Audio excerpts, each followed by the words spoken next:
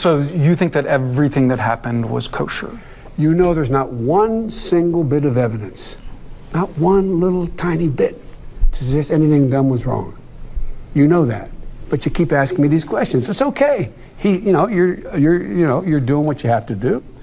But I'm not worried about it. The 2024 Republican presidential primary field is taking shape. The battle lines are becoming clearer, and so is the field of candidates. Is the odds-on favorites, if you look at the polling, still Trump versus Biden? That seems to be it, but it's just way too early to tell. I'm more angry now, and I'm more committed now than I ever was. Big challenge for these candidates is going to be how do they navigate Donald Trump? And how do they navigate Ron DeSantis? You and I have a rendezvous with Welcome back to another big week on the Ruthless Variety program. That was our journalist and friend, good guy, Mike Allen, kind of a legend in Washington circles, in 2019 asking then candidate Joe Biden about the whole Hunter Biden thing and like kind of land a time bomb. I mean, that's not just like super defensive at the time, but it also digs him a deeper hole in the future because that's what the whole issue has now become. Well, the good thing for Joe Biden is he doesn't remember the past. So he's incapable of shame because he has no recollection of that interview. Yeah, well, I mean, a terrible look, and it's getting worse and worse by the day. We have testimony by Devon Archer in front of the House of Representatives today behind closed doors that we will get into in this commentary this afternoon. And we'll also talk about just the larger part of this and how it's all being framed, which is completely ridiculous. But we also just like to talk about ourselves a little bit at the beginning of every episode. Yes. And we've got some big events that are upcoming. We've got the Iowa one on August 10, which, by the way, is really coming together. And we're going to have some exciting guests that we will unveil. But we also have a venue that we can unveil, don't we, Michael? Yes, we have secured a location for this great event. It's going to be at Johnny's Hall of Fame. Huge. In downtown Des Moines. Johnny's Hall of Fame in downtown Des Moines. Great sports bar, a lot of good pops on draft. It's going to be a good time. So we'll send out like an email and stuff to everybody who's bought tickets, but this is your first notification. We do, in fact, have a venue. This thing is really happening, and it's happening at Johnny's Hall of Fame on Thursday, August 10th. Excellent. And we'll have more to announce about the Milwaukee. We've had some meetings on it, and I just feel so excited about the Milwaukee one as well. It's going to be a big deal. The pre-debate game day style deal. Yeah, we're all very excited about that. We got a great sponsor, the program today, Secure Your Vote Virginia. They've been doing an incredible amount of work, led by, obviously, Governor Glenn Youngkin. And today we have Dave Rexrode, who runs his political operation, in to tell us a little bit about that and a whole bunch of things that they're doing in Virginia that ought to be replicated in every state across this country. Yeah, the guy really knows his stuff when it comes to Virginia. I mean, really when it comes to a lot of things in politics, but he's a preeminent expert on the state of Virginia. We're really lucky to have him. And this is an issue we've talked about a lot on the show, and so hopefully our listeners are interested to learn more about this because it is so important. Totally, incredibly important. You have to hear it. You'll understand what it is all about. We also, in keeping with our Virginia theme, we brought Hung Cao back. You recall Hung Cao ran for Congress in a very Democratic district last year. But they had an incredible story about his military career, his immigration to this country, how he found Kennedy Jr. in the plane. Yeah. Remember that story? But he's running for Senate now, and he came back with an incredible amount of energy and lessons learned and all kinds of stuff. Very inspiring story. I think you'll enjoy. And that first ad, I mean, that got everyone's attention. Totally. Just killer ad. Totally. Killer ad. So before we get into the meat of the politics, did you guys see that Pee Wee Herman died? Did he? Oh, yeah, Paul Rubens, the guy who played Pee Wee Herman? Yeah. Paul Rubens. Yeah. I mean, it's sort of revolutionized children's television. I kind of remember him for taking his privates out. He's a real victim of the pre-internet economy, let me tell you. You think so? I don't think so.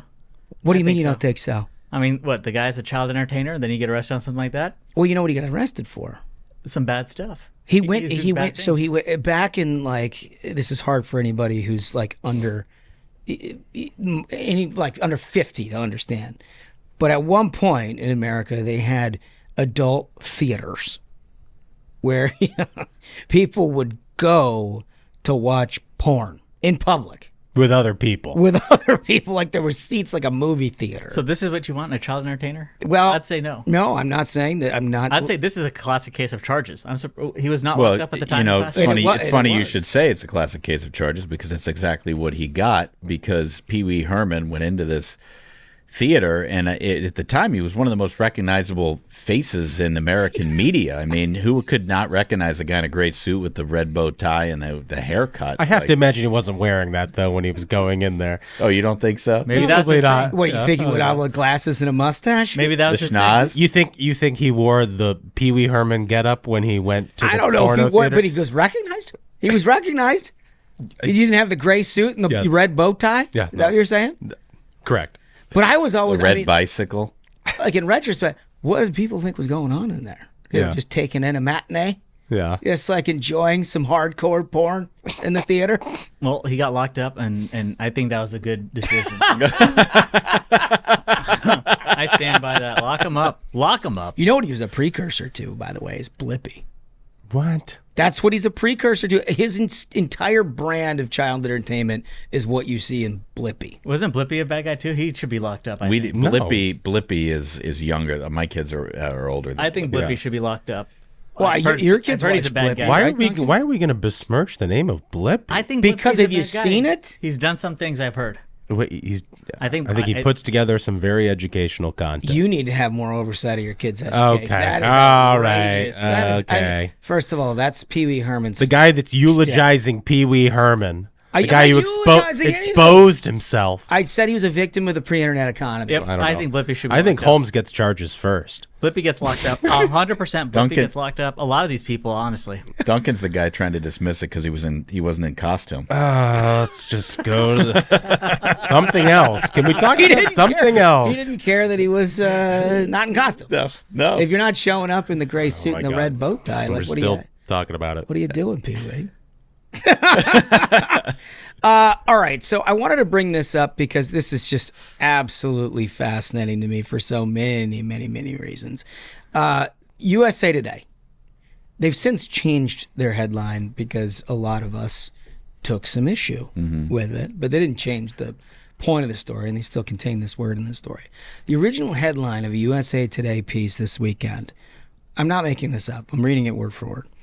Hunter Biden's foibles provide ammunition for Republicans who want to inflict harm on Joe Biden ahead of the 2024 presidential campaign. Just his foibles. Occasional dalliances, Yeah, you just, I mean, like you're foibling around. frivolity. Just a couple of foibles amongst friends. It's an American tradition. Yeah. It's just a little foible. What's a few $1 million wired from China? Yeah, I mean, It's a foible. That's what it is. So you got a Thai hooker with a thing with the feet and the crack cocaine and all of that stuff. Foibles. Foibles. Yeah. Just some foibles amongst friends, right? Yeah. And now, like $10, $20 million of tax evasion. It's foibling around, just the fellas. Yeah.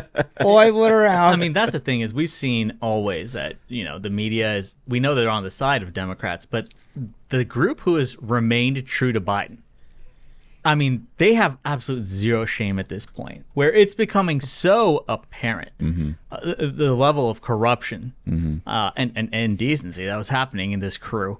And they will stick by it and be like, "Oh, this is just a Republicans pounds kind of story." When we're talking about blatant corruption. When you've got a Blatant vice president corruption on speakerphone with people across the world doing business with his son. I mean, these are just bad people. Did you see the Friday news dump on People? Yeah. Where they're talking about, how graceful Joe and Jill Biden are and recognizing the 4-year-old daughter that their son Hunter sired and ignored. Well, it's a foible, a classic foible. Your classic, it's a goof 'em up. It's like he goofed, and then when they hung 6 stockings at the White House for all 6 of the grandkids, and then threw one up for that predator dog. Yeah, too. the dog that bites everyone. Yeah, and then just like didn't They for essentially the other said grandchild. that child's less than a dog is essentially what that point is being made when they do things like that. And to be like, oh, look at the grace of this nice guy. Like the Your whole- classic foible. This mythology of like nice guy Joe has been just so completely shattered. Yeah. Like, it's very clear the guy is a monster. He's an asshole. He has a horrible family that does terrible things. And this is among the most disgusting that they do. Is this girl, through no fault of her own, is essentially being attacked by the President of the United States. They refused to provide her with any sort of Secret Service protection when she was under threat of violence from the mother's ex. They refused to let her, they sued and didn't let her have the last name of her father. That's how sick these people are. You know, you're just foibling around, and the next thing you know, you got a 4-year-old. And the media really described them as gracious over the weekend. It was, I can't remember. Was it the People exact, magazine? Yeah, it was some like glossy People magazine Yeah. piece, you know. So I don't have it pulled up now, but it was Yeah, pretty. It was pretty laudatory of the Biden's family. Like, it takes real courage to do this. Yeah. Let me just tell you what happened there. What happened there is there's an awful lot of people like us on this program who've talked about it that fall into that sort of different category where you're going to have to prove wrongdoing to us, for anybody, right, left, and center, for us to like jump on it. We're not like, you know, we want to know. And there's an awful lot of people, unlike us, who are in the center of the electorate, who have that same approach to the Bidens and everything else. That the one thing that Joe Biden has had going for him is he's a family man, right? They remember the Beau Biden stuff. They remember everything. This is a guy who's got integrity, and it puts his family first. Like, there's never been more of an undercutting of that narrative than a grandfather refusing to acknowledge the illegitimate granddaughter that he has. Mm-hmm. Like, it just destroys the narrative that this guy is. Completely. You know, because, I mean, look, if you are capable of erasing a human being because it's politically inconvenient, you're capable of anything. And when it's your own blood. Yeah. You're capable of anything. And so I'm guessing that they found out in the course of the campaign, remember, they just started running one, that this was an actual problem. And so, like, let's dust that out in People Mag on a Friday night. Let's get out from underneath that. I pulled up the People Mag piece, and my favorite quote here from Joe Biden is when he was on a podcast and said, quote, "They're crazy about me and I'm crazy about them," referring to his grandchildren. Oh, man. "Every single day I contact every one of my grandchildren." This is what he said in a podcast last year. It's like, oh, yeah. All 6. A little foible, you go ahead and you forget one for a couple of years. Foibling around. And you know what's interesting is, so I'd heard over the weekend from someone who works in this line of work that focus group testing has shown more voters don't like the fact that Joe Biden refused to acknowledge this grandchild than they do about any of the Hunter Biden stuff. See, I mean, that's what I was getting at, right? There's people who, like, you got to prove that this is, but we're going to assume that this guy is somebody that we sort of understand and know and voted for in 2020. But then you get to a point where it's like something like this, and it destroys the narrative. Because it speaks to somebody's character at a personal level. Yeah. Talk about their character on a personal level. It took a focus group for this little girl to get a press release acknowledging her existence and that's on a Friday night from Washington, That's D.C. exactly my The guy thinking. is fucking scum. That's totally my thing. Is I bet Anita Dunn or somebody over there saw that, oh, this is a vulnerability. Let's get rid of it. Let's get people to handle it. Yeah. Unbeknownst to Navy, you know, the little girl and her mom that just fought for 3 months to try to obtain a Biden name that they were denied. And they just sued her in court to cut even more of the money that she does get. Begrudgingly, that I don't know if she's actually receiving, because now there's stories that Hunter hasn't even been giving the money. Well, he's been foibling around. We've worked in politics a long time. I don't remember ever hearing a Republican suggest that we should call People magazine to get them to help us Can you out imagine? in a situation. It's like, why would anybody ever pick this magazine up from a grocery store? Well, because they don't know anything about politics, and they proved it again. Let me remind you all before we move on. The dictionary definition of foible is a minor weakness or eccentricity in someone's character. Incredible. That's great. That's perfect. Oh boy, oh boy. All right. So we all have been noting the big testimony that has come out on Monday. Devon Archer, a former business partner who's got his own legal issues, which we can talk about in a second, is testifying before the House of Representatives after previously denying twice that he would show up. Finally did show up. And all the reports were that he would confirm that Joe Biden, then vice president, spent time on the phone with Hunter and prospective clients talking about representation. and therefore closing the loop. You recall it started with, I've never talked to Hunter about his business dealings. Right. Then it moved to, I was never in business with Hunter. And now it is this guy who's going to shatter that second barrier to say that not only was he potentially in business, but he was like the key linchpin to closing up these clients and getting them on board with Hunter. Because why else would you pay a crack addict with a feet fetish to do your, energy consulting work, right? Yeah. So that had happened, and as of right now, we know that this guy testified that there was at least 20 contacts in a variety of different ways. Chad Progrum of Fox News read out some of this stuff, that Archer testified that they believe that there was value of adding Hunter Biden to Burisma's board because of the brand. And by what he's talking about, when you're going to hear this over the next couple of days, the brand. They're not talking about Burisma's brand. They're not talking about Ukraine's brand. They're sure as hell not talking about the United States' brand. They're talking about the Biden brand. The argument, this is according to Chad, the argument was that then Vice President Joe Biden brought the most value to, quote unquote, the brand.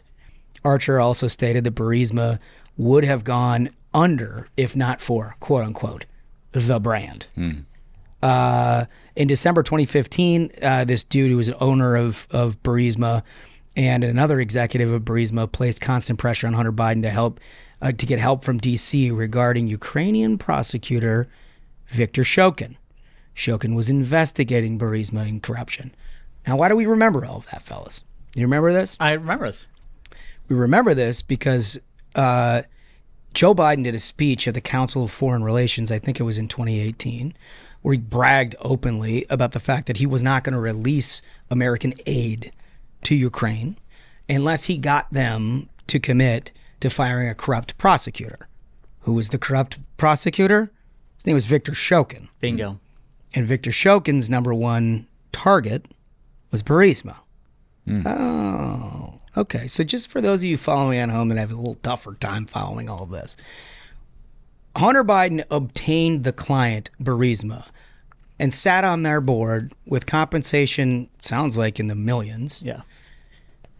At some point, because of a conversation that then Vice President Biden had with people related to Burisma about the brand of Biden and how it would help what it is that they're doing. Sometime later, their number one problem in becoming a profitable company was this constant nag of a prosecution by this guy, Viktor Shokin, in Ukraine. Biden at the Council of Foreign Relations says that he would not release the aid to Ukraine unless they fired this guy. So they fired this guy, got the aid, American aid to Ukraine. Okay. Well, you tie all of that together. If that's not classic corruption, I don't know what is. It's straight up cash and carry government. It's laughable. It's like to the point where I don't know, as an American voter, as a person who's followed government pretty closely for the last 20 years, I've never even heard anybody suggest something quite so brazen. Have you? No. I mean, it literally, that's the fact pattern. And I didn't do any of the alleged motives behind any of this. The fact pattern is he got him to hire him. They paid him tens of millions of dollars. The problem went away. And none of it would have emerged if we didn't have this majority in the House that is pursuing it like a dog with a bone. I mean, like Jamie Comer, Jim Jordan, the entire group of House Republicans are doing absolutely everything they can to uncover this stuff that if we had an unbiased media, the media might be doing some of this on their own. It's not like this guy Archer has been under a rock. I mean, he exists. And to me, like you said, Holmes, that how it could not be more brazen. To me, that's the most infuriating aspect of this is the Biden family felt they could do this openly, because they knew. He talked about it in his speech at the Council of Foreign Relations. They're like, we have a press who will run cover for us. We're Democrats. We're we allowed get away to do with whatever we want. It's yet again another instance of that whole hierarchy, not hypocrisy kind of thing. They want to let everyone know, hey, listen, it's different for us. We can do whatever the hell we want. Right. And if you want to get like deep down the conspiracy hole here, just recall this is the reason why President Trump was impeached the first time. It's incredible. There's a president who's been impeached over this, but it's not Joe Biden. But it's that's not the fucking Joe outrage Biden. here. Like he was, albeit ham-handedly with Rudy Giuliani and the rest of that clown car, attempting to uncover what we now all know, and they knew at the time, that this had happened. But instead of this all becoming public, he got impeached. He got impeached. I mean, quickly thrown out of the Senate, but impeached nevertheless. And it is easy to see how you can have a deep skepticism about the motives of Democrats in Washington, D.C., your Justice Department and everything else when you see that nobody was looking into any of this shit other than Donald Trump and his band of idiots that, you know, albeit didn't do it quite perfectly, but they had the information and nobody listened. Nobody listened. Yeah. Nobody would believe that Joe Biden could do something like this. Well, you're finding out now, as you said, because of Jamie Comer. Right. And I got to be honest with you, man. It's so discouraging that people. This is the reason why people do not subscribe to mainstream news. This is the reason why they're turning off and they're turning on to other sources of information, because they know that the mainstream press literally runs interference for one half of the power structure in Washington. And anytime Democrats are in charge of an administration, that they're just going to get away with anything, and nobody's going to hold them accountable. The last time I remember the mainstream press holding a Democrat accountable was on the stimulus. It was in 2009, so we're talking 15 years ago, when Obama's stimulus program. They're just funneling money into non-existing congressional districts. Yeah. I don't know if you guys remember this, but I mean, it was wall-to-wall mainstream press. And it's like something has happened in the last 10 years, 15 years, in the last 15 years, where they just refuse to attack a Democratic administration. Well, it's because the activists have taken over the newsrooms. There's a generation of activists who have taken over newsrooms and made it clear that there is only one viewpoint that's allowed here. The other viewpoint is considered you're a Nazi, and we will do everything in our power to ruin your life if you try to cover news unbiased. Right. That's not news gathering. That's partisanship. Yeah, it totally is. And I mean, look, just to put a bow on this, Archer testified that Hunter Biden put then Vice President Joe Biden, then Vice President. Like, this isn't post professional career. Like, this is then Vice President. I mean, just imagine that. Put him on the phone, on speakerphone during meetings over 20 times. Wow. Archer testified that Joe Biden was put on the phone to sell the brand. Now, you heard a bunch of Democrats come out that say, oh, with small talk, they were talking about the weather. Daniel Goldman, the absolute ridiculous congressman from New York said, oh, they were talking about weather. 20 times. You know how sometimes you'll be like, can you get me the vice president? I want to talk about the weather. Yeah, I'd like his meteorological views this afternoon. I'm not sure. Could we get a storm front? Well, you think it's going to rain today, Vice President? The phone calls included dinner in Paris with a French energy company and in China with Jonathan Lee of BHR. In the spring of 2014, then Vice President Biden attended a business dinner with his son Hunter and associates at Cafe Milano in D.C. with Elena Butrina, a Russian oligarch who is the widow of a former mayor of Moscow. The interesting part about that, they did a lot of sanctioning of oligarchs during the Obama administration. You know who didn't show up on that? Butrina. You're kidding me. Surprise. Are you kidding? Nope. I think it's a coincidence. That's got to be. It's foiling around. You know? Foiling around at Cafe Milano. In the most public place. I mean, that shows how brazen this is. If you were to go... CNBC. If there's one reservation that you make in all of Washington, D.C. that you want to be seen at, it's Cafe Milano. Yeah. Because it's like the page 6 destination of Washington, D.C. It's the Brown Derby in 1950. He's like, oh, I'm going to bring a Russian oligarch widow, and then we're just not going to... Nobody will say anything. Right. It's. I mean, I can't get over this. It's just. It's infuriating, man. It's infuriating. So the other thing that you saw over the weekend is that there was some reporting in the New York Times about a $60 million refund request that shows financial pressure on Trump from legal fees. The Political Action Committee that has been paying former President Donald J. Trump's legal fees requested a refund on $60 million contribution that it made to a super PAC supporting a Republican frontrunner. The Republican frontrunner is supporting Trump, according to two people familiar with the matter. The issue there, cutting through all of that nonsense that may not make sense to you, is that Save America, the principal PAC supporting Donald Trump and his run for president, was paying $40 million in legal fees, which there's an awful lot of discussion, and there has been a long time, about their solicitations versus where the spending goes. The solicitations were all about, like, win this election for X, help us do ballot harvesting, help us do all these other things. And then you saw like $40 million go out the door for legal fees. Some people have a problem with that. Some people don't.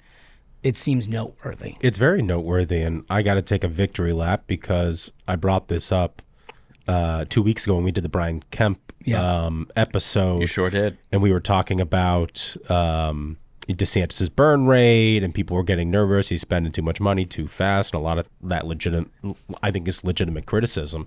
But what I mentioned is, like, the Trump campaign is just one entity. They've got the Save America, this JFC, and then they have MAGA Inc. And MAGA Inc.'s been running all the attack ads, and this JFC's been handling a lot of the overhead. And turns out $40 million of legal fees for Trump and Trump employees or people who worked for the PAC. I mean, everything from Jan 6 stuff to these various indictments. The thing that I think is important for people to know about this, because I think it is a serious cash crunch for Donald Trump, is this represents the spending of the last 6 months. So January 1 to June 30th.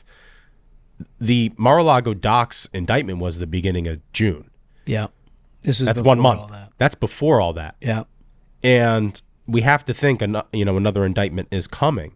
So these costs are only going to go higher and higher and higher through the rest of the year. Yeah. So, I mean, in a sense, look, as a Trump donor, and we're just providing you information here, and you can think of it what you will. I will tell you I got a problem with it. But the idea that you're somehow soliciting donors for a political cause that ultimately never makes it to the political playing field is rough for me. Yeah. I think that's a rough deal. Now it's out in the open and people choose to donate, God bless you. Like, you can choose to do it. You can make a substantive argument that the legal fees are a necessary deal because of his targeting of the Justice Department by the Justice Department. You can make that argument if you want. They didn't, which is where I have a problem with it. If you're telling donors you're going to do something with the money that they are spending their hard-earned dollars in low-dollar increments to do, and then you turn around and do something else with it, I feel like that's problematic. My prediction for this situation is he will be able to continue being like the king of small dollar fundraising. I don't think there's going to be a cash crunch. I think he can send out a solicitation directly for the legal fee. Say, hey, I'm being yet again targeted by the Justice Department. We're trying to put together a special legal defense fund once you give today, and I bet they would just do gangbusters. So it's funny you actually say that, Smug, because I think on Sunday they filed for a separate legal entity to do just that thing, which I think tells you they looked at this and they saw the pushback to it, and they understand it's a little unseemly to be paying for lawyers out of this JFC, and so they've created a new entity. But I disagree with you, Smug, that there isn't a cash crunch, because as the story says, the JFC tried to get $60 million back from the other entity, MAGA Inc. Mm-hmm. So they know there's a lot more coming down the pike, like on the legal fee front. That's serious money. I also remember, I want to say was it September of 2016 that there was that FEC report for Donald Trump that everyone was like, oh boy, looks like they're out of money. The guy still won it. Yeah, but he also ran out of money in 2020. He had to go down on television ads for like 6 or 7 weeks in the fall. Chris LaCivita said it here on the show that he recalls that because he was working for the super PAC that had to fill in the gap. Yeah. It is a serious problem if you spend all of this money on lawyers and you have nothing for the general election. The best argument that I've heard is from competing campaigns when they will say, those dollars that you believe are going to defeat Joe Biden are not ever making it to one penny defeating Joe Biden. Like, those dollars just went to defending criminal allegations against Donald Trump and his associates. That's, I think, in a political context, the best argument going against Trump, because, I mean, you can't really defend that. Right. That we are outgunned on the dollar front no matter what. Yeah. And that's a discouraging thing. It's it's nice that they file a separate entity, but this is an unfortunate story. You guys want some animal news? Of course. You see this fake Chinese bear? I did. I love this story. Dude, Smug's been all over this. Dude, Smug, give us your. Okay, so this is from the AP.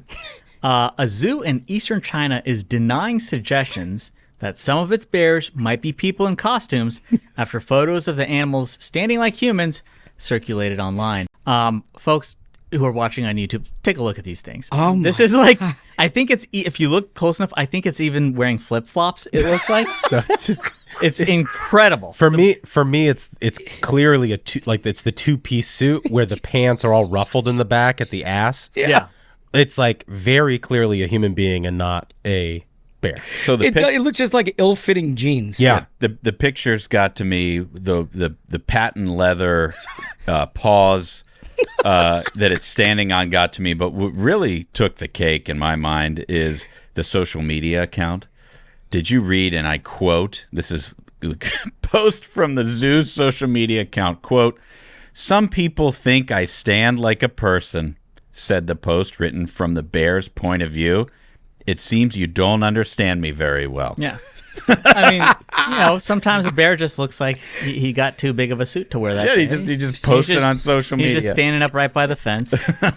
Just, normal bear things. What's hilarious is it continues in general about the situation going on in Chinese zoos. It says, other Chinese zoos have been accused of trying to pass off dogs dyed to look like wolves or African cats and donkeys painted to look like zebras. Yeah. They just throw out the old paint set. Like, what animals we got in here? What are you doing? Well, I'm taping up the horse. I got to get the stripes on that sucker this afternoon. Got the masking tape going around. Let's get that. Like, someone get me a ladder. We got to turn this donkey into a giraffe. They super glue a horn to a horse's head and say they got a real life unicorn. It's a unicorn. Son of a bitch. I can't believe that. But yeah, I mean, this was so amazing. Just the photos of this bear, I highly encourage. It's another reason for you folks listening.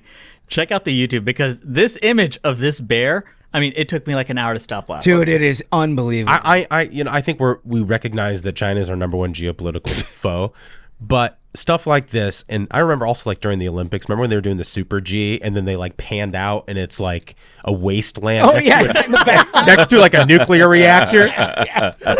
Every once, and then you see like also in China they've got these completely failed cities that they built like 1,000 skyscrapers and nobody lives there. No one lives there. So like every once in a while you get like a little sense that China's maybe a little out over their skis. It ain't exactly how it appears as it is with the zoo. All right, so I want to go to Dave Rexrode next. You're going to want to hear this information about Virginia. I want to welcome to the program an old friend, a guy that I've worked with for a long time. He's an extremely talented political operative.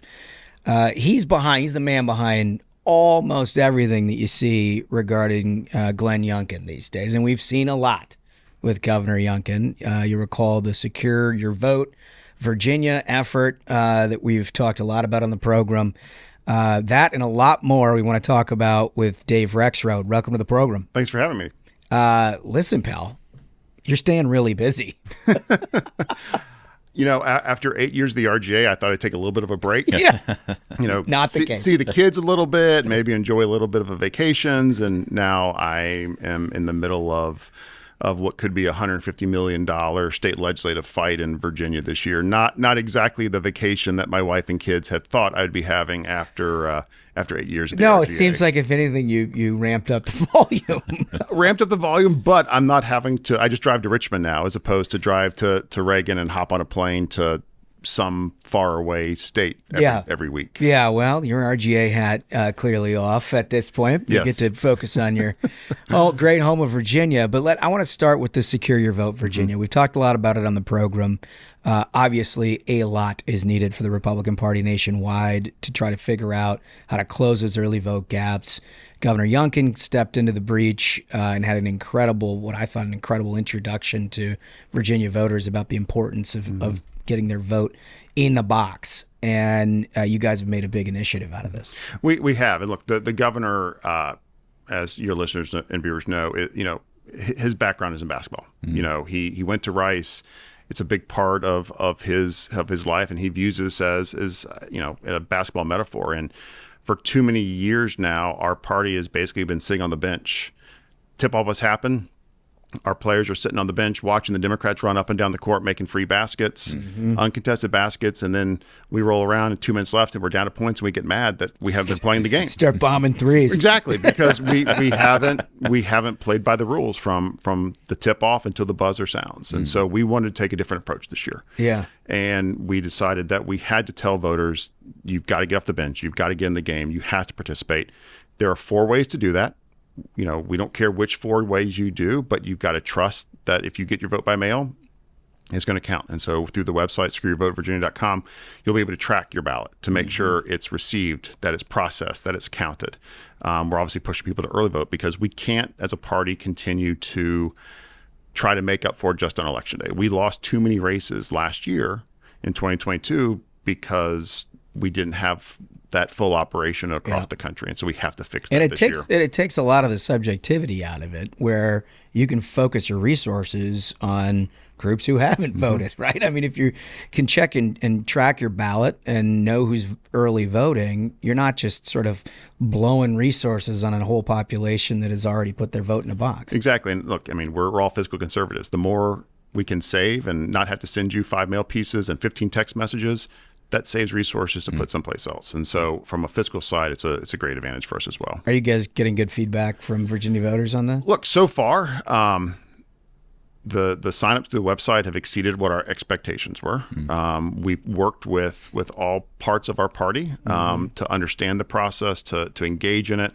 So we really haven't had any real pushback because they understand that we just can't ignore this. We've lost too many elections because we've ignored it. So it's a statewide effort across the state. Everybody's working it. We've got county fairs and parades where we're handing out flyers with QR codes, asking people to sign up. And so far, we've been thrilled with the participation level. No, that's excellent. Well, it's a model for everybody else to use. That's no question about it. I mean, if you can get, which is a bluish hueing state, and Governor Youngkin sort of shocked the world with his victory over Terry McAuliffe, if you can get that to start performing in a purple or even reddish hue, boy, anything's possible, right? Everything's possible. And look, we brought in the best. We brought up Governor Kemp's team, who I watch very closely. I funded a big portion of that effort last year through the RGA. We brought them up.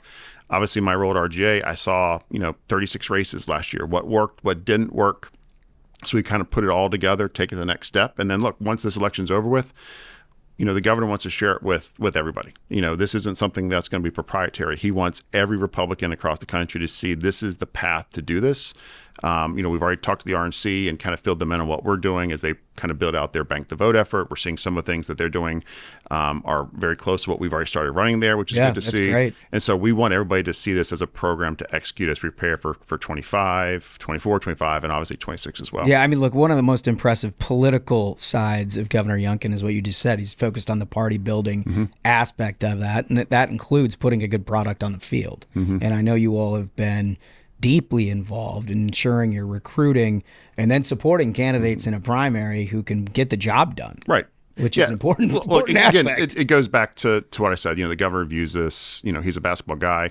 In order for us to win, we think we have to have 3 components. First, we have to have, the players on the court that are prepared that have the skill and the talent to win.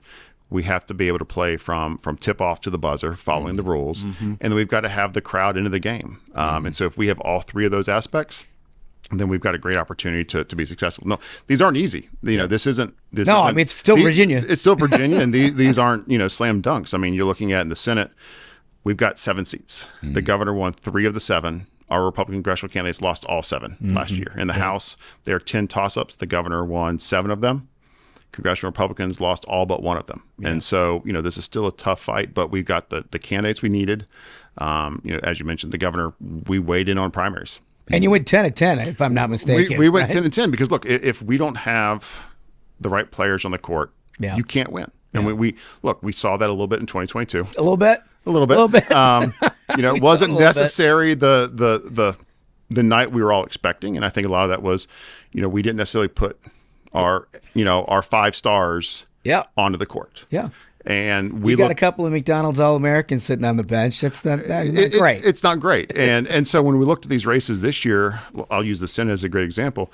We have 7 races, and we went and said, who can win these races? We end up getting 3 women as our nominees: a teacher, an OBGYN. Yeah. We recruited an African-American naval officer to run in Virginia Beach. We have a Hispanic small business owner in Loudoun County. We recruited 2 law enforcement officers, one of whom worked for both Obama and Trump, fighting child prostitution. Yeah. Those are our nominees because they can win. Yeah. And you're not trying to jam a square peg in a round hole. Right? No, and these are people that reflect their communities. They can communicate, and they have teams around them that know how to win, that know how to execute races. It's just kind of music to your ears. It really is. And I love the basketball analogy because at the end of the game, there is a winner and there is a loser, and there is definitely a premium on a commitment to victory. And you mentioned $150 million. I've never... For a midterm in a state, like, that's got to be some kind of record in Virginia, especially. Right? It is. We're going to be outspent. The governor's doing. That's even wild. The governor's raising a lot of resources, and we're our candidates are raising a lot, and there's outside groups coming in. But Soros dropped $250 last week alone. Yeah. We're going to be outspent. Massively, and for us, it's do we have the resources, and which is why we're doing Secure Your Vote Virginia, because we know we can lock in those voters. Yeah. If you look at our election, we did some modeling, and look, we're running a gubernatorial level data project for these House races. Yeah. And Senate races. The governor's data teams come back. We've refreshed everything. We're using AI. We're using modeling to tell these voters who you need to talk to. One thing we found is there were 505,000 people who voted in 2021, who like the governor personally, approve of his job performance, and want a Republican candidate that will pass his initiative, that skipped the 2022 election. That's unbelievable. Man. Where, we could have almost flipped the 10th. We could have almost flipped the 7th. Well, if those it's so folks funny had come about out. that, because historically you think of off-year elections, 21 versus a midterm in 22. Historically speaking, the volume of political information is so much that you get higher turnout no matter what. And out of that particular segment, you just didn't. They just didn't show up. And now, part of it, they're all in the Northern Virginia media market, and it's different. Northern Virginia is a little bit different than the rest of Virginia, and frankly, the rest of the country. Yeah. But when you have 500,000 people sitting at home, that's an opportunity. Look, for us, again, it goes back to the basketball analogy. We need the crowd support. We need Duke, Carolina, not Duke versus Davidson. Nothing against Davidson, but we need the excitement. And what we're seeing is the higher the turnout we see this year, the better off we're going to do. No question about it. Which runs counterintuitive to what the narrative is from the press, that Republicans are trying to suppress the vote. They want lower turnout.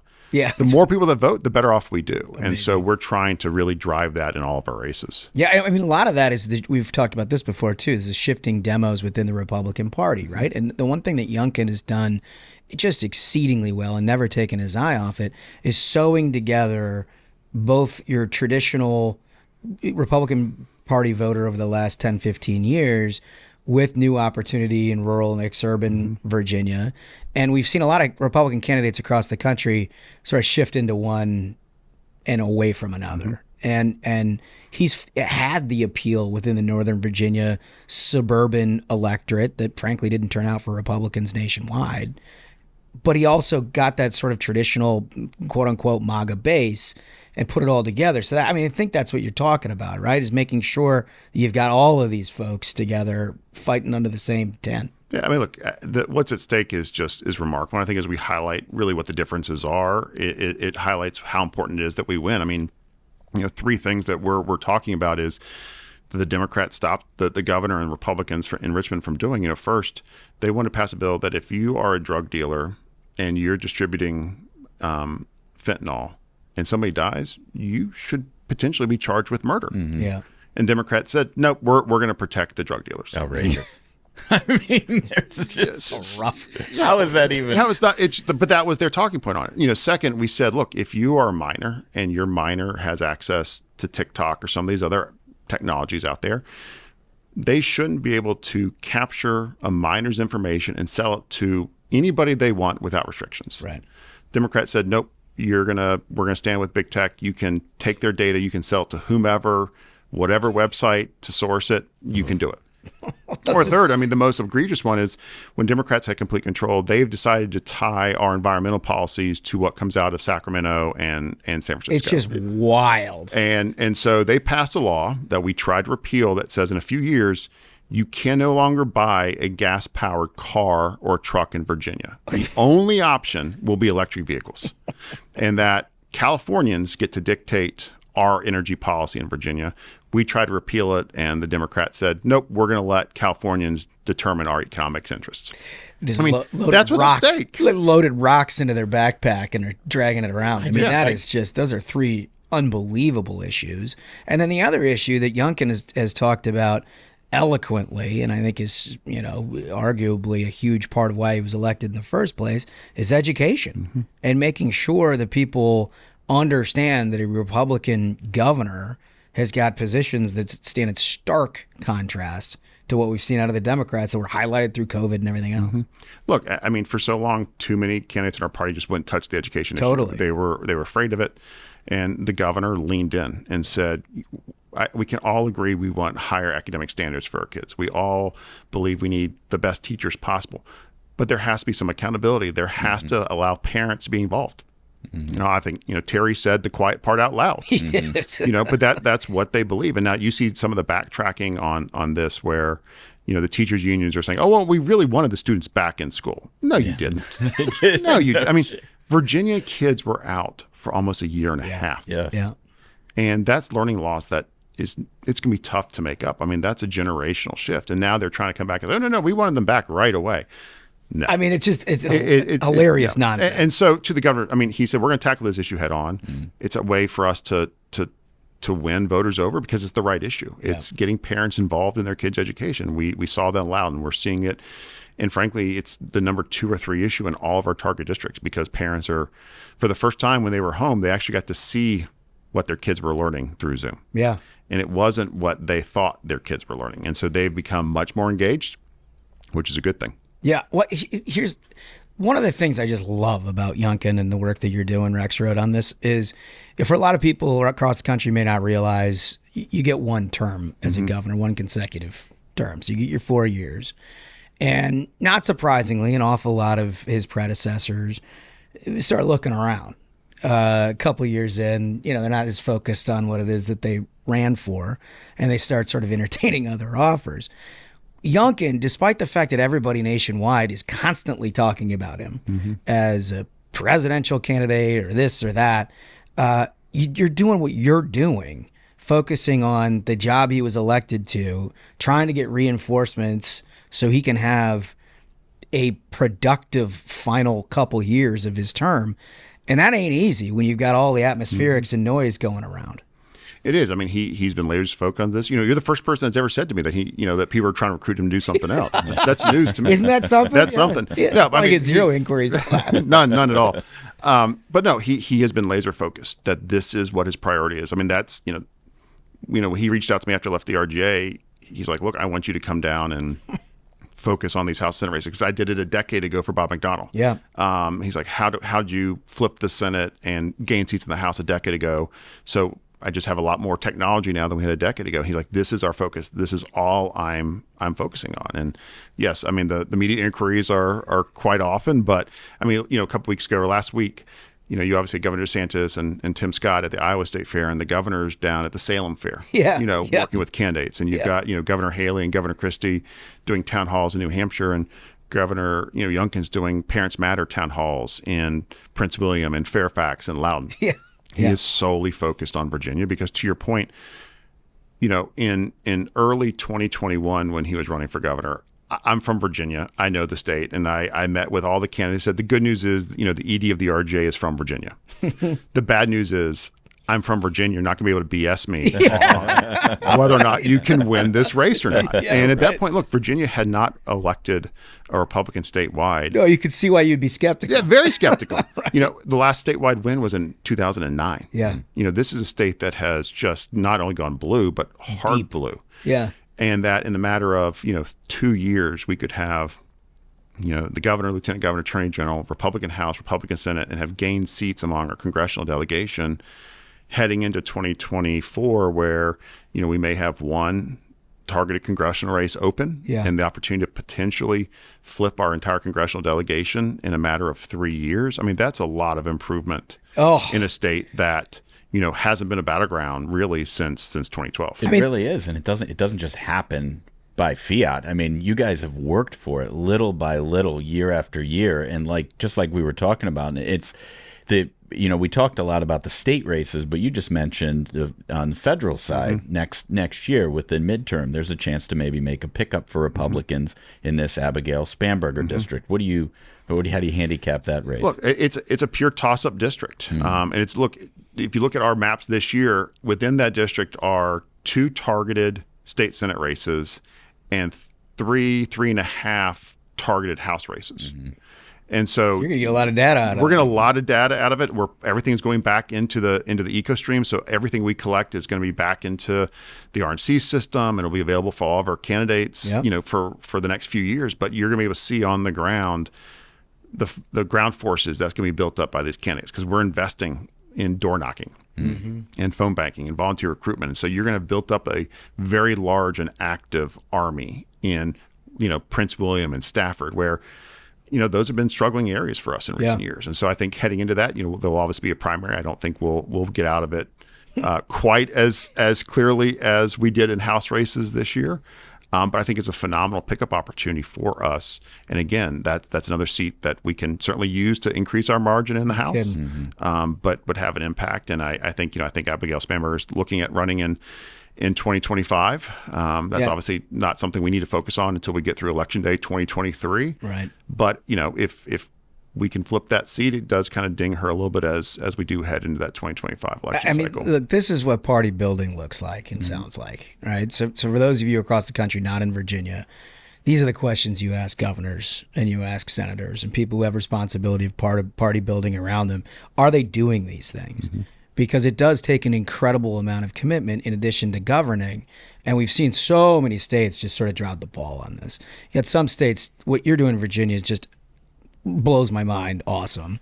You've seen Governor Reynolds do it in Iowa over the years, but there's an awful lot of states where people think that you just sort of get elected and, then you can go around and cut ribbons and kiss babies, and then everybody will be just elected by fiat out of your popularity, and it just doesn't work that way. No, and look, if you go back and if you want to look at, presidential politics, the states that typically are the battlegrounds that we win are where you have a Republican governor with a strong state party. Yeah.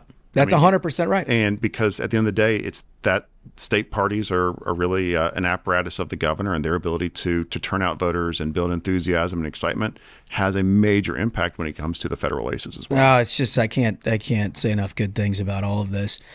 Dave, tell me, if people want to follow along, if they want to contribute to the effort, if they're Virginians and they're just sort of want to even move bodies and help you deliver lit, where do they go? Sure. So if you obviously our AV/EV efforts, secureyourvotevirginia.com or spiritofvirginia.org are the two organizations where you can go to. Well, he's the chairman of Spirit of Virginia, and he's a very big deal and a very talented operative, and I appreciate your time here today. Absolutely. Dave Rexrode, thanks for coming. Thanks for having us on. Well, the guy's obviously got a good head on his shoulders and a great plan for turning the state around. Yeah. No, listen, that's how you ought to party build. The guy just explained it in 20 minutes, exactly what every governor in this country needs to be doing. I mean, Youngkin's just knocking out win after win. Yeah. That's a record. That's a hell of a record. They're doing a hell of a job. All right, so one thing that we're not going to have time to go into too deeply, and I don't really want to because I want to do some analysis, the DeSantis reboot. Yeah. So obviously he's taking a different tact. The stories from last week about laying off a third of the staff and this, that, and the other thing. There's a bunch of, you're going to read over the next 2 days, you're going to read a bunch of reports about his PAC and the Never Back Down PAC and their expenses. And, that may or may not be great for him too. But he has taken a little bit of a different approach. You saw him do Megyn Kelly. And those clips came out over the weekend. Our good friend over there. I watched the full interview. She did an incredible job. Great job. She did an incredible job, and I thought he did a pretty good job. The thing is what has angered a lot of people who've had a lot of respect for Ron DeSantis, as we have on this program, is that when they rolled out this campaign, they didn't use the man's strengths exactly how they should be. Mm-hmm. And she's going to ask you tough questions, no question about it. Why avoid it?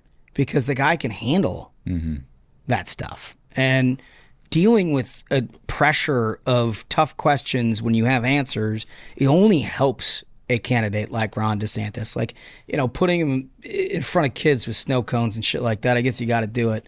But it's not his strength. His strength is going toe-to-toe with somebody who's trying to challenge him. Right. And there you saw it. It was out there. Well, and she asked not just like the questions he would want to answer, but like the tough questions that have been circulating around in the primary from attacks from Donald Trump and all of this sort of stuff. And I think he really did a good job because he can just go like 10 layers deep on issues. Yeah. And I think, it's like to your point, it showcases his policy depth and his ability to defend himself in a way that like he has to get into that practice, man. I mean, we're getting close to the debate. Yeah, he's got depth. He's got a breadth of experience. He's not making decisions that are based just sort of on like a gut call of what he watched on Days of Our Lives. Like he just knows stuff. Yeah. And presenting that on a fairly routine basis seems to me like it would make for a decent strategy. My advice to him, what he should do, this idea of like a campaign reboot or refresh or whatever they're doing, get a bus. Get in the bus and just go everywhere. And that's it. Like the whole straight talk express type of approach, you're going to cut costs, like to the bone, cut costs. Just get as many people together at events and just take the bus out there. Go to as many counties as you can in Iowa. Go to as many parts of New Hampshire as you can. Get out there. Do it. If you can get 1 or 2 people at a restaurant, hassle them. Do it. Just take the bus. Cut all the costs for airfare, overhead, everything else you're doing. Get a bus and get out there. I do think this new effort to get him out there more is actually paying dividends for a lot of reasons. But one of them, I think, is it reminds people why he's in this race. Why he's at the table, and it's because he stood in the face of all the pressure in the world in the state of Florida when the whole media and the whole government and everybody was against him, and he stuck up for his constituents that depended on him. And you don't hear as much of that in the context of his primary campaign against these other Republicans who are out there pushing their own messages and saying that they're better and yada, yada, yada. But it actually does, like this Megyn Kelly interview he did, there was a lot of conversation in that interview that was just like, oh, you know what? I forgot about that. I forgot how much shit he was taking from everybody for standing up and doing the right thing when it was hard. And that's what Republican primary voters really, really respect, is somebody who's doing the right thing when it's a hard thing to do. Also, he's opening the aperture now. And the one thing that I've been critical about from the beginning with the DeSantis campaign that I think has played out pretty accurately is the idea that they're going to go get a bunch of hardcore Trump voters to vote for somebody not Trump when Trump is in the race. Yep. And that's basically what they started off trying to do, trying to replicate a Trump message and go directly at that. And in doing so, also just sort of pushed aside the rest of the party. And the problem is that in January and February, when he was neck and neck with Donald Trump, it's because the rest of the party saw him as the alternative to Donald Trump. And I don't need to remind you, look at a state poll in Iowa, New Hampshire, and South Carolina. Donald Trump's around 45%. And there's at least 30% that aren't going anywhere no matter what. Mm-hmm. That means that there's anywhere from 55 to 65% of the electorate that is open for business on somebody other than Trump. It's not like they haven't heard Trump's pitch. But that means that you've got a huge amount of the electorate that's open for another point of view. Let me just suggest that if that point of view is exactly the same as Donald Trump, you're just overlapping. Mm-hmm. Right. You're basically just becoming the same thing. Now, I understand he needs to strip some off of Donald Trump. But Donald Trump's only grown since he's been in this race. Trying to figure out where you can go talk to the part of the Republican Party that is not in that hardcore 30% is incredibly important for if anybody's going to be serious about challenging Donald Trump. And so far, DeSantis has not done that. It looks in the reboot like they've recalculated and he may be trying. Well, and the other thing is in the mirroring of Donald Trump that DeSantis did when he came out of the gate, as his poll numbers have decreased, it's not, like obviously Trump had some consolidation around the indictment stuff and that strengthened his position.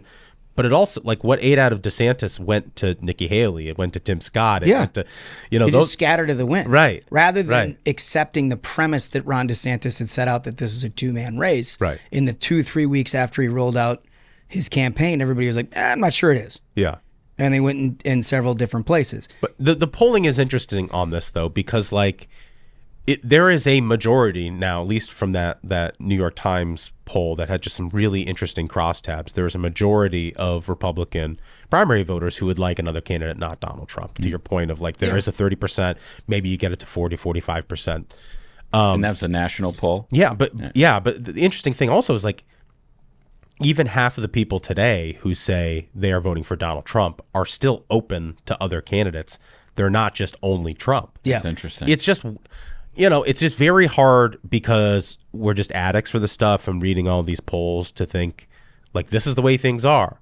But I think for the vast majority of our primary voters right now, they're casually paying attention to it. Yeah. No one's really making a firm decision. I think it's a lot more fluid than people realize. And the last thing I want to add is, echoing what Ashbrook said, is watching that Megyn Kelly interview when they were discussing all these various successes that Ron DeSantis had that I'd forgotten about. I was like, oh, wow. If Ron DeSantis isn't careful, Burgum could take the accomplished governor lane from him, right under him. But we love some Burgum. When people start seeing his list of what he has knocked out as governor, they're going to be like, well, damn, this guy actually delivers. He's got a lot of work to try to improve his name ID, but as you heard from here on the program, that guy did a pretty good media tour when he came through D.C. Yeah. And he certainly improved his prospects. Anyway, we're going to be talking all about that on Thursday. We're going to be giving you some campaign spending updates so you'll see kind of what's happening as these guys follow and file their reports. But in the interim, we got a good interview here, Hung Kao. Yeah. Let's go to him.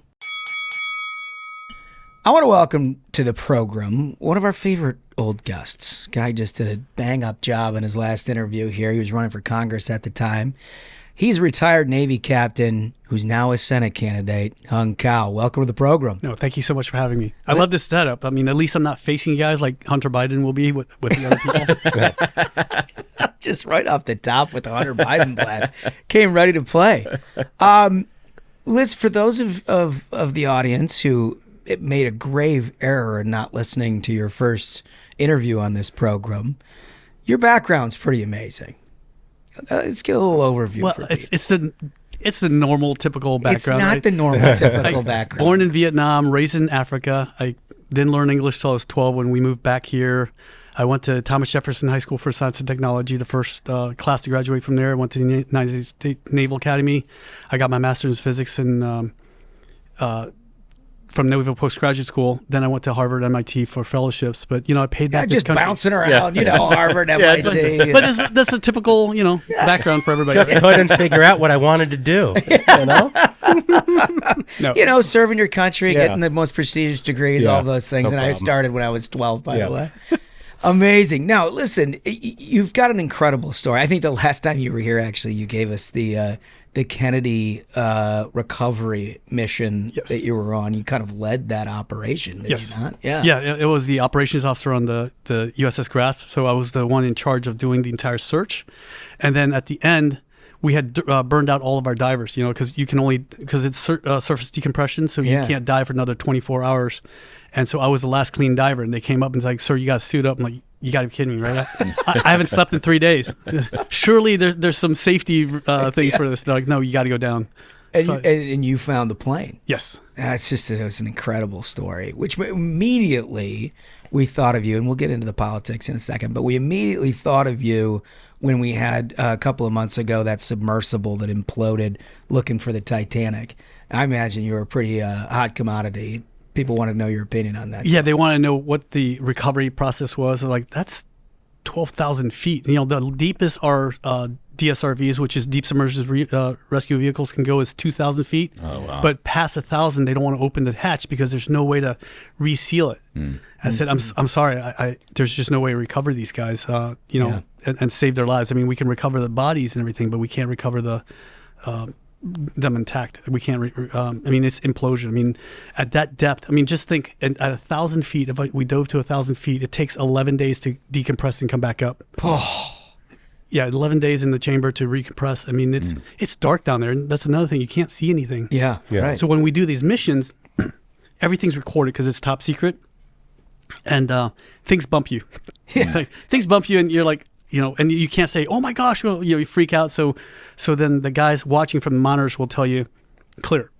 But if it's something that's really big, they'll say "Kanercha," which means it can hurt you. So you need to start moving your way back to the submarine. So like a shark or something. Oh, something bigger than that. Yeah, Wow. there's things down Like a whale? Yeah. Now there's something even bigger than that and you need to really haul a butt is when they say "can eat you," because it can eat you. And that's when you see the Loch Ness monster. Yeah. No, but there's a lot of things at the bottom of the ocean that we still don't know down there. It's a big scary place. Oh man. Wow, and I can't even imagine. Pitch black, you can't see a single thing, and you're just waiting for somebody to say "Kanicha," and all of a sudden you hear it, and you're like a giant squid, you know? I know. Oh. What's the wildest thing you saw down there? Oh gosh, I mean, when I dove on the USS Monitor, that's the ironclad from Civil War, and Yeah. cover that. I mean, there's schools of obviously like huge barracudas. I mean, ginormous, and these things love shiny stuff, and our helmets are all shiny, so they'll come right up to your face, Jeez. and there's always once in a while there's a shark or two, but that's why you have a knife so you can stab your buddy and swim away. Gotta get out of there somehow, right? Holy smokes, incredible. Well, listen, we followed your race last year very closely, in large part because you had the graciousness to come in here, share your story, which we thought was incredibly compelling. Thought you made for an incredible candidate. Turns out 2022 is a pretty bad year for Republicans, despite all of the optimism going into it. Came up a little bit short, but my sense is, based upon where you're sitting right now, you learned a few things, and you think you can do a little better in a Senate race this time around. Absolutely. The biggest lesson I learned is that we can win Virginia, because I took one of the most blue districts, the most suburban district in all of Virginia, where Joe Biden won by 19%. We took it down to less than 6%. We moved that 13%. Yeah. If you look at all of Virginia, Joe Biden only won that by 10%. And places like Virginia Beach and Roanoke, those are my second homes. I was stationed in Virginia Beach multiple times. My in-laws lived in Roanoke for 30 years. We know that area. And so we can really get the people out, especially in southwestern Virginia, like in places like Wise and Bristol. We can do that. And we get the more people get out there, the better it'll be for Republicans. Well, you must have sort of fallen in love with the process, because look, it's not for everybody, right? I mean, first-time candidates, particularly if you're unsuccessful, ultimately, it goes one of two ways. People are like, wow, I hate that. I can't believe I just did that. You must have loved it. I mean, I love meeting people. That's the best part. And even today, even before I announced, people were stopping me on the streets and saying, thank you for running. Thank you for representing us. Even Democrats came up and say, you know what? I didn't vote for you, but I love what an honorable campaign you ran. So we can sway those people. I mean, I had people at Google. That came up and said, I voted for you. I mean, they're not exactly the hub of conservatism, but they said that because they said I seemed, more trustworthy. Yeah. Wow, it's just fascinating. Yeah. No, I mean, a lot of people go through this process and get sort of jaded by politics. And I think right now, at a time where everything's so divisive, particularly when it comes to like the presidential primary and all of this sort of stuff, what sort of message do you have to Virginians in the Senate race? Virginians need somebody that's going to fight for them. I mean, we're tired of bureaucrats. We're tired of, career politicians. We want people that are going to go out there and fight for us. Yeah. And that's what I've done my entire life. I fought for the United States, and I fought for Virginia, and now we've got to fight for our children, for our families, for people that we know, because, our freedoms are being trampled over, and we need to fight back. Well, you had a compelling video. I'll tell you. You launched your campaign with a video that certainly caught our attention, and probably a whole lot of others, because it was a really sort of, first of all, it's beautiful, well done, but the message was exactly as you just said. It's time to go fight. No, you're absolutely right. It was a speech I had given up in Congress 3 months before at the Victims of Communism symposium, and my team said that's what we're going to use. And I actually, as a joke, I came in dressed like Zelensky, right? I wore a green T-shirt. They're like, "That's what you're going to wear." Like, no, I have a whole wardrobe. They're like, "No, we're going to wear that." I'm like, "Okay, I just worked out in this, but okay, fine." So you delivered that in a T-shirt? Yes, a T-shirt and jeans. I didn't even change. They're like, "No, we're going to shoot," and like that. I'm like, "No, I'm wearing a T-shirt." Like, "No, it's fine." Well, I got to imagine you motivated a fair number of people because it certainly caught our attention, and that's what you need. In races like this, Virginia has been plagued with career politicians who have served as governor and then went on to the Senate and then basically rubber stamp as sort of an establishment Democrat point of view now as long as I can remember. And you're going to need a lot of resources to try to combat that. How's that going so far? So we are on day 13, and as of this morning, we had 6,200 donors. There you go. From across the nation, 6,200 donors. I don't want to give away how much we got, but we pretty much outraised the people that have been in for a while. But the fact is that people believe in this, and the only way they can show that they're going to support you is really through their wallets. And so the fact that 6,200 donors have given us their hard-earned money is pretty good. But again, it's going to be a very expensive fight. Remember, this guy was the bag man for the DNC. Yeah, he knows how to shake all the trees. Yeah, he's going to get to 20 million very quickly. And so we're very responsible with our money. We're very frugal. Last time we had a very small staff because I wanted to be a good steward of the money that people gave us. Yeah. Yeah. Now, money's not always determinative, as you know. I mean, you look at a guy like Terry McAuliffe who ran against Glenn Youngkin, and he was a bag man too, right? Yes. Yep. I mean, famously so, big time bundler. And Glenn Youngkin won that race because he talked to the issues that were animating the electorate and things like education and parents. And if you're going to win Virginia, you got to do better than we've done in previous cycles in some of these suburban areas. So how do you plan on doing that? Well, we did that last time. Yeah. I mean, that's why I got 13% of the people who voted Democrat before to vote for me. So we did do that, and we'll continue to do that. We're going to talk to the parents. I mean, I went to every mosque in Northern Virginia. All 4 services on Fridays. I went to my poor campaign manager ate more curry than any person. When we go to temples on Saturday, but that's what we did. We went and talked to them where we met them where they feel comfortable at their mosques, at their on their channel. So like the Vietnamese people love going on YouTube. We went on YouTube. The Chinese people love WeChat and they love the Chinese newspapers. The Koreans love the church, and so we met people where they want to, they most feel comfortable, and that's how we're able to reach out to everybody. People that never voted before came out to vote for us. Awesome. But there are a lot of big problems in the country right now, the economy being chief among them. Obviously, inflation is up and down, but prices really, at the grocery store, if you've been lately, they are really high. The border is a problem. Fentanyl is coming over and destroying these rural communities. I mean, it's getting into the cities too, but I mean, rural communities talk about it like it's an epidemic. So I'm just wondering, like, what are the top 2 or 3 issues you're hearing about most on the trail, and what are you thinking about doing about each of them? Right. So the first thing is, safety and security of our country. I mean, I spent a lifetime defending our country. I know how to defend our country. We need to really we need to bolster up the military, but also at home and on our border, we need to secure the border, and we also need to secure and support the police departments and the sheriff's offices. And that's the security starts with our streets and it works its way to the border and outwards. And then the economy, we have to be energy independent. I know people say that, but no one really talks about how do we get there, right? In Virginia, for example, hydroelectric is very huge.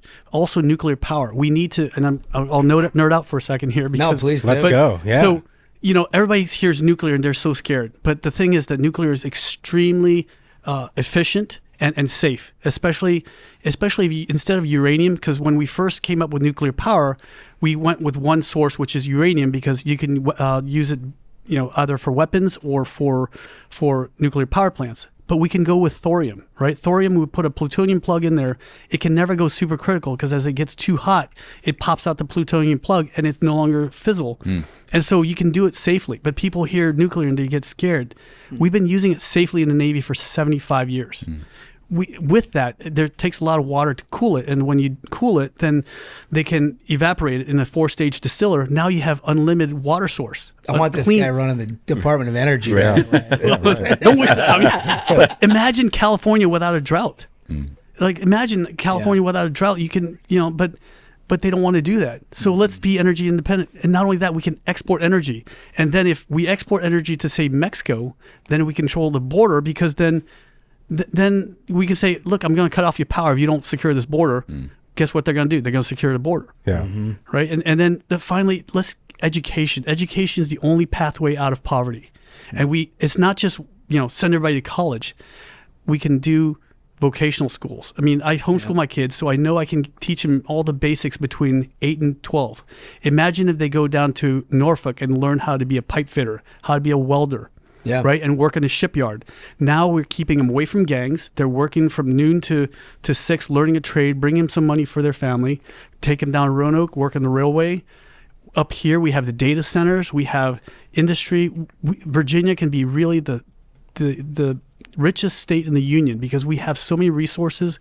We have means to teach the young kids, everything they need to learn. So you don't think the 4-year liberal arts degree in gender studies is getting it done anymore? I don't think so. I mean, if you do that, then you still need to go to a vocational school. Still actually need to learn something that will help you and your community. No question about it.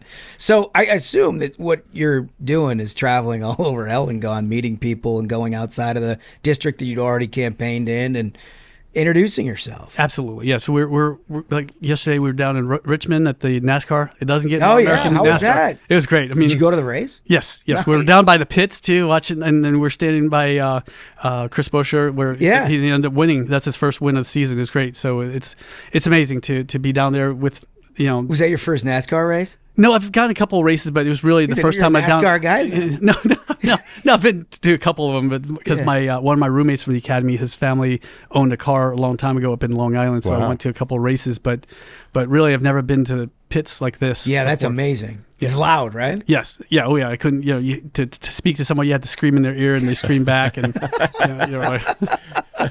Well, you can meet a hell of a lot of people down there. That's for absolutely, sure. and they're all conservative. Yeah, no kidding. You're not going to get a lot of disagreement. No. You walk through the infield, and you're going to find a lot of people nodding along. Exactly. Well, you got to get them all to vote. Yes. And one of the things, I mean, we talked to Youngkin and Youngkin's team, Dave Rexrode and others, about prioritizing early vote, and they obviously have the off-year elections here coming up for legislative offices, and they're trying to figure out how to get as many people to vote early to sort of even out that disparity that we've seen traditionally in the last couple of years with the Democrats the advantage that they have going into Election Day. That's obviously got to help you in the long run. Absolutely. I mean, we're helping all the candidates come along also and get the vote out, because you never know what will happen on voting day, right? God forbid something happens when your kids, they're sick, or you get a car accident. You don't know. There's 45 days of early voting. I mean, this young lady in Middleburg was like, I wanted to vote for you, but it was my birthday. I'm like, my wife was so mad. She just turned around and walked away because she's like, are you kidding me? Yeah. But you had 45 days to do. But that's. I mean, you're like, it's cool. I just dedicated my life to it. Yeah, but, no big deal. And I hope you had a happy one. Yeah. No, but we need to get everybody out there, because you never know what happens on voting day. So get out there, and then on voting day, then grab your neighbors and your friends and say, "Hey, did you vote yet? Get your butt in the car right now. Yeah, let's go." Yeah. Oh man. Well, you've got experience now, and you've seen the process play out once before. Are there things that you learned in that you think that are just totally applicable here? Maybe it's early vote. Maybe it's going to certain communities multiple times. Anything that you're sort of using as your experience now? Absolutely. We're just building on everything we learned last time. But like I said, we learned that Virginia is definitely winnable. We just need to get out there. We need to get our voice out there. We need to get your voice out there, right? I mean, the best way is to commercials, and we can't get everything what we believe in out there. I mean, she was destroying me every day with, he's an extremist, which has got to be rough, right? I mean, a guy with your background, served your country as long as you did, the extraordinary resume that you have, and then you walk into a political race, they're like, hey, this guy's a Trump extremist. Yeah. You're like, what? Okay. I know. So what we have now is, I'm going to tell your audience now, but we have a bingo card with all the words that they're going to use, like, white supremacist. Which is that's a that's a great one. You caught that one last time too? Yes, they called me a white because I was white adjacent or something like that. You can't make this stuff up, right? I mean, you're like, are you kidding me? Sure. But he's a Bible thumper. He's a gun-toting, nut.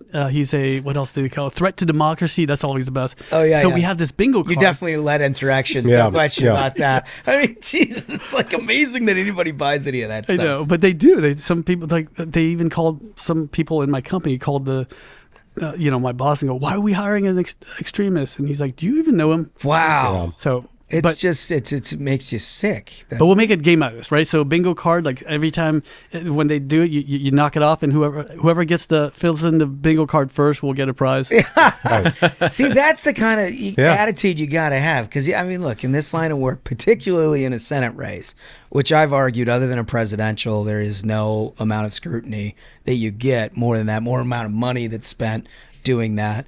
And everyone's going to come at you with all kinds of things left and right. And if you have a good attitude about it, and you can kind of brush it off and move on about your business of getting people to vote for you. Look, I've been shot at. I've been blown up. It's seriously, this is nothing. This is not. Bring it on. Oh, man, I just love it. So, you're having fun? I am. Like I said, the best part about running for office is meeting people. Yeah. People and just seeing the light in their eyes that said, thank you for standing up for what I believe in. And so it's time to fight back. And the only way to fight back is either run for office or support someone who does. Yeah. And a lot of times, I hate to say this part too, but a lot of our attacks come from our own side. Yeah. Because, if you don't, here's the thing with the Democrats. If they have 10 issues, you have one that comes close, then you're in the club. But for us, we have 10 issues. If one of them you don't agree on, then you're a rhino. You're like, really? Yeah. Right. And so, but it's like this. I said this the other day, and let's see how it works with your audience. But we all love hamburgers, right? I mean, yeah. But I don't like onions on my hamburger. I like relish. I like ketchup. You wow, might like something rhino. else. Huge rhino. Relish, get him out of here. Get him out of here. Kick him out of the party. Exactly. But that we all want burgers, and that burger is freedom. And so just go out. Let's just agree on that. We don't want vegan, right? We want a good, juicy burger, and that's what we want. That's freedom, and let's just go after the same goal and not try to tear each other down. It's a really good message, because we have, and particularly in Virginia, figured out how to shoot ourselves in the foot in the primary process. Yes, you obviously are going to go through that. Nobody that we've recognized yet has filed against you, but I understand there's perennial candidates and everything. You got to go through that. How do you go about that process in Virginia and making people understand that you are a conservative, which you are, without getting yourself sideways with a Northern Virginia electorate that, wants a kind of a perception that Glenn Youngkin had in 21, that's a thoughtful problem solver kind of approach? How do you go about knitting all of that together and say what? Well, that was my whole life is I solve problems. I'm a fixer. I fix things. I look at a problem and I get it done. I don't try, we don't debate it. We don't litigate it. Just look for a problem and take care of it and move on to the next thing. And that's the story of my life. And, right now I have one target only. It's Tim Kaine. And he's within 2 days. So we filed under the cover of darkness in July 3rd because we wanted to make sure we didn't have a failed to launch moment like certain candidates. We've observed and discussed. So we filed it under darkness, and they found out. And as soon as they found out, man, they already came. Tim Kaine came out and said, I have a real race now, ladies and gentlemen.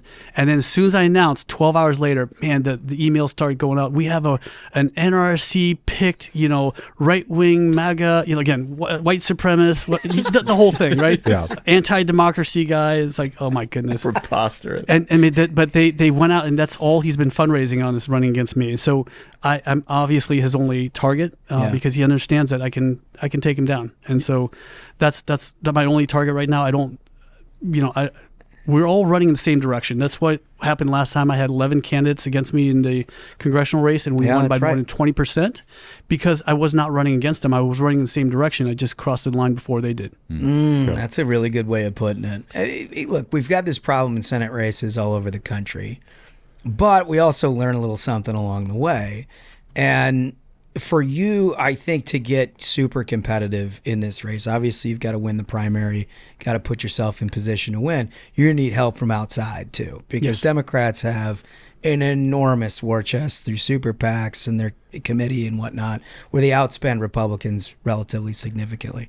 What do you think you need to do to get into a position in Labor Day of 24 where people are excited about jumping into Virginia and winning this race? We need to show that Virginia is winnable, and we need to do it through, again, just getting people excited about us. And it's going to be tough. I mean, there's different tiers. Is there a point at the polls where you're like, okay, this is where we need to be? Yes, I think if he's within, if he's within 3 or 4 points from the middle, like, if he's like 51, 52, I don't know.